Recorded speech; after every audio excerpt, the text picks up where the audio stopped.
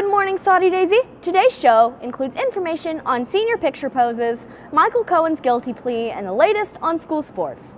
Let's get started with the pledge and a moment of silence.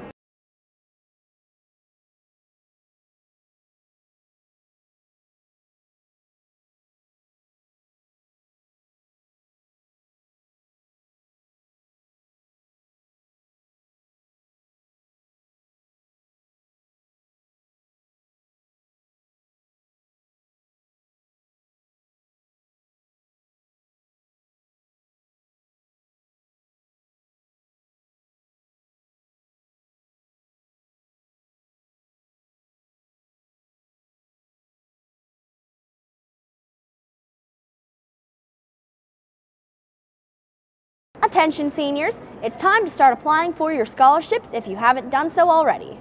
Those accepted into UTC will need to make sure to apply for their scholarships. You have to apply separately. Do this ASAP, the funds do run out. If you have applied and been accepted in Chat State, you need to apply for up to 4 scholarships. Brad from Chat State will be in the Media Center today. During third block, one scholarship requires an essay up to 600 words on why you want to attend Chat State. Have that ready so you can just copy and paste. It's the last call for anyone considering MTSU. Tomorrow is the deadline to be eligible to meet their guaranteed merit scholarship deadline. Any student with a 25 ACT or higher and a 3.5 GPA or higher is eligible. Tennessee Tech and ETSU application deadlines are December 15th to be eligible for their freshman merit scholarships. ETSU requires a 25 ACT and a 3.5 GPA, and Tech requires a 24 ACT and a 3.4 GPA, but are not automatically guaranteed acceptance. Beginning Monday, December 3rd, seniors can choose which poses will go in the yearbook. Poses can only be chosen during 5th block in Ms. Hartline's room, which is room 222. The last day to choose poses is Friday, December 14th. Once a Trump supporter, now a Trump enemy. President Trump's former lawyer, Michael Cohen, pleaded guilty on Thursday to making false statements about the Russia investigation to Congress. CNN's Jessica Snyder has the latest. Tonight, the president's former fixer, Michael Cohen, once again flipping on the president in federal court, revealing Trump, while campaigning to become president of the United States, knew more about a deal to build a Trump Tower in Moscow than Cohen has previously acknowledged. Mr. Cohen has cooperated. Mr. Cohen will continue to cooperate. Cohen pleaded guilty in federal court today, admitting to misleading congressional investigators, saying he lied to be consistent with the president's political messaging and out of loyalty to the president. Cohen has already met with investigators 7 times since August, the most recent meeting just last week. One source saying the details about Trump Tower Moscow were just one of the many topics involving the president that Cohen divulged in more than 70 hours of questioning. There's no relationship. Cohen told the House and Senate Intelligence Committees last year that all talks around the deal were done by January 2016. But he now admits discussions about the Moscow project continued as late as June 2016, after Donald Trump became the presumptive Republican nominee and just 1 month before the convention. Cohen saying he told Congress the deal, dubbed the Moscow Project, ended before the Iowa caucus and the very first primary in hopes of limiting the ongoing Russia investigations. Cohen's revelations in court show he discussed the status of the Moscow Project with Donald Trump on more than 3 occasions and briefed Trump's family members. Plus, despite previously denying any contact with Moscow related to the project, Cohen now admits he talked directly with someone in Vladimir Putin's press secretary's office for 20 minutes in January 2016. I don't know Putin. I've never met him.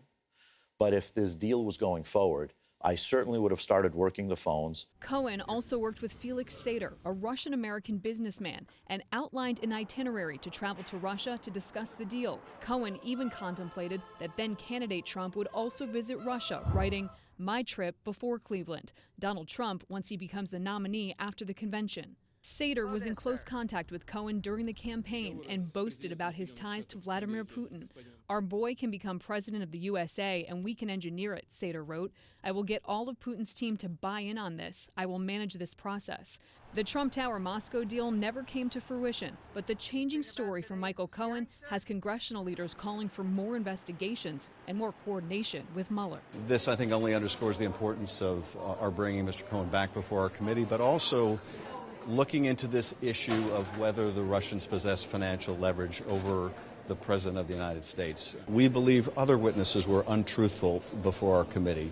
We want to share those transcripts with Mr. Mueller. Do you remember the classic Folgers coffee commercials where Folgers switched its coffee with another brand and no one seemed to know the difference? Well, discount shoe store retailer Payless took a page out of that same marketing playbook. It opened a luxury shoe store called Palessi and filled it with the brand's inexpensive footwear. So-called fashion influencers were invited to shop there and paid hundreds of dollars for some shoes that typically cost about $40. Listen to the comments on the overall quality of the shoes and how some reacted when they found out the shoes were not designer. It's just stunning. Elegant, sophisticated. These are actually from Payless. You've got to be kidding me. Palessi made around $3,000 in just 3 hours. The buyers got their money back and free shoes for their trouble. The stunt certainly paid off as the campaign has gone viral. Taylor Swift is the most influential person on Twitter these days. That, according to social media company Brandwatch. Brandwatch scores Twitter users on a range of metrics, but mostly how much engagement their tweets create. Brandwatch released its yearly list of the top 10 most influential people on Twitter yesterday. Despite only tweeting 13 times in 2018, Taylor Swift scored the highest, 98 points out of a possible 100. Former One Direction band member Liam Payne came in second with 97 points, and several big names tied for third on the list with 96. President Trump, singers Katy Perry and Demi Lovato, and reality star Kim Kardashian West.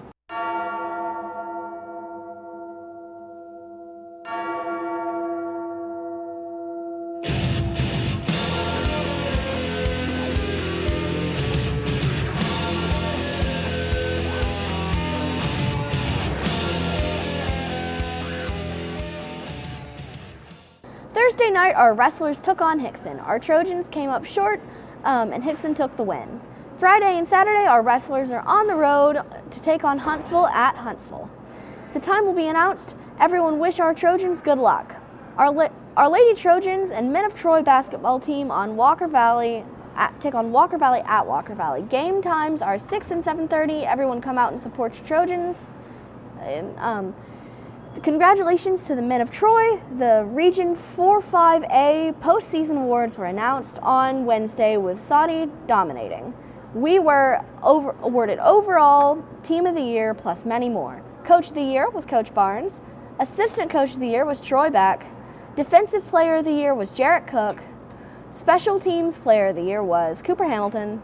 Quarterback of the Year was Gavin Chambers. Ironman of the Year was Spencer Gore. Defensive Player of the Year was Garrett Richardson. And Academics was also presented to Gavin Chambers. The all-regional team for Saudi Daisy is Ben Jenkins, Preston Bagley, Hayden Maynor, Mason Chambers, TJ Patton, and Peyton Bell. Good job, guys. That's all for today, Saudi Daisy. Tune in Monday for more important announcements. Until then, have a good day and good news.